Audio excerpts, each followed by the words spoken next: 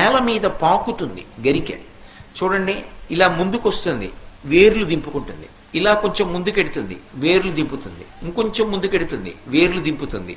మీరు ఒక ఒడ్డున పట్టుకుని ఇలా పైకి ఎత్తారనుకోండి, పక్కపక్కనే వేర్లకి మట్టితో తీగలా పైకి లేస్తుంది. ఆ గరిక, దాన్ని దుర్వా అంటారు.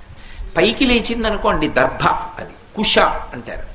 అవి దర్భల కట్ట కింద ఉపయోగపడతాయి. ఆ గరిక కాదు. ఏ గరికతో పూజ చేయాలి అంటే నిజానికి నేల మీద పాకిన గరిక శ్రేష్టం. అది ఎందుచేత అంటే వంశాభివృద్ధిని సూచిస్తుంది.